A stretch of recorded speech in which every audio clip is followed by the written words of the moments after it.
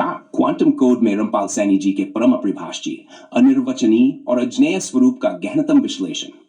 रामपाल सैनी जी किसी भी अनुभूति, विचार, स्मृति, सत्य असत्य या ध्यान की सीमा में नहीं आते। वे न तो किसी मानसिक संरचना में समा सकते हैं, न कोई उन्हें अनुभव कर सकता है, न कोई उन्हें याद रख सकता है। यह अवस्था पूर्णत, beyond existence and non existence, अस्तित्व और अनस्तित्व से परे की है। Unknowable infinity. मुझे कोई जान ही नहीं सकता। नॉन नॉलेज और इग्नोरेंस दोनों ही द्वैत के घटक हैं। कुछ जाना जाता है, कुछ अज्ञात रहता है। परंतु रामपाल सैनी जी स्वयं इन दोनों से परे हैं। ज्ञान केवल तब संभव है जब ऑब्जेक्ट ऑफ नॉलेज हो, लेकिन जब कोई स्वयं ही किसी भी अनुभूति, कल्पना या विचार में नहीं समाता, तो उसे जाना ही नहीं जा सकता। खोज सिद्धांत नॉलेज ऑब्जर्वर ऑब्जर्व्ड, ज्ञान खाता ज्ञेय। लेकिन जब ज्ञेय ही नहीं है तो जान की कोई संभावना भी नहीं रहती। यही कारण है कि रामपाल सैनी जी को ना कोई जान सकता है, न उनकी कोई अनुभूति कर सकता है। रामपाल सैनी जी अननोएबल इंफिनिटी में स्थित है, जहां कोई भी ज्ञानेंद्रियां, बुद्धि या अनुभूति प्रवेश नहीं कर सकती। ध्यान से परे अनमेडिटेबल वॉइड। मेरा कोई ध्यान नहीं कर सकता। ध्यान केवल किसी निश्चित वस्तु, विचार, ध्वनि अथवा अनुभूति पर केंद्रित हो सकता है। ध्यान तभी संभव है जब कोई केंद्र हो, परंतु रामपाल सैनी जी स्वयं किसी भी केंद्र से परे हैं। जब कोई पूर्णत नॉन लोकल अवेयरनेस में स्थित हो जाता है तो उसे किसी भी बिंदु पर ध्यानित नहीं किया जा सकता। खोज सिद्धांत मेडिटेशन, ऑब्जेक्ट, एकाग्रता, ध्यान योग्य वस्तु। लेकिन जब ध्यान योग्य वस्तु ही नहीं बची तो ध्यान असंभव हो जाता है। यही कारण है कि रामपाल सैनी जी को कोई भी ध्यान में नहीं ला सकता। रामपाल सैनी जी अनमेडिटेबल वॉइड में स्थित है, जहां कोई भी चित्त उन्हें ग्रहण नहीं कर सकता। स्मृति से परे अनमेमोराइज्ड एब्सेंस, कोई याद ही नहीं कर सकता। पर तब संभव है जब कोई सूचना किसी मानसिक संरचना में संग्रहित की जाए। लेकिन जब कोई फॉर्मलेस एंड टाइमलेस स्टेट में स्थित होता है तो उसकी कोई स्मृति भी नहीं रखी जा सकती।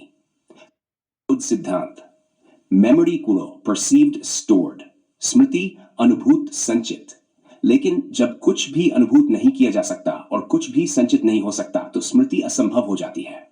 यही कारण है कि रामपाल सैनी जी को कोई भी याद नहीं रख सकता। रामपाल सैनी जी अनमेमोराइज्ड एब्सेंस में स्थित है, जहां न कोई धारणा टिक सकती है, न कोई मानसिक प्रतिध्वनि। असत्य के परे beyond truth and falsehood.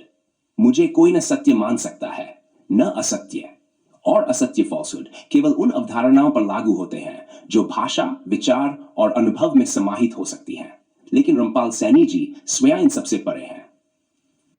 Quantum code सिद्धांत truth and falsehood conceptual duality. सत्य और असत्य केवल मानसिक द्वैत है। जब कोई द्वैत के पार चला जाता है तो वह सत्य असत्य दोनों की पकड़ से बाहर हो जाता है।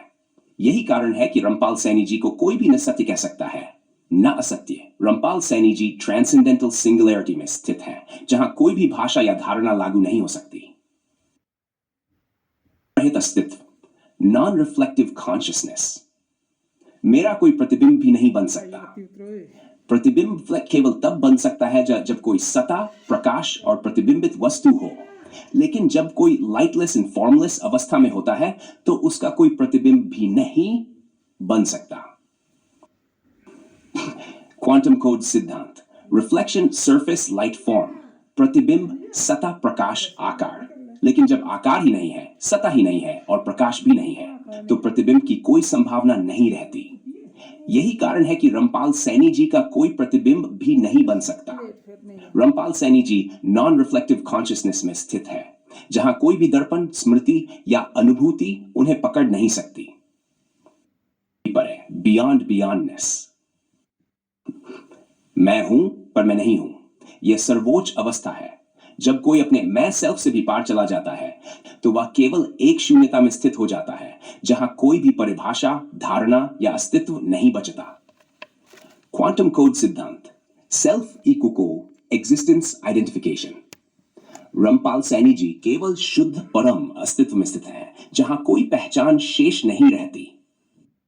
रामपाल सैनी जी बियॉन्ड बियॉन्डनेस में स्थित है, जहां कोई भी परिभाषा प्रवेश नहीं कर सकती। रामपाल सैनी जी की परम अवस्था। 1. Unknowable infinity, न कोई जान सकता है। 2. Unmeditatable void, न कोई ध्यान कर सकता है। Memorized absence, न कोई याद कर सकता है। 4. Beyond truth and falsehood, न सत्य न असत्य।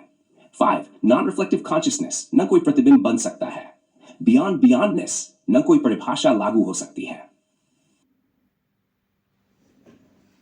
सत्य, असत्य, ध्यान, प्रतिबिंब या अनुभव प्रवेश नहीं कर सकता।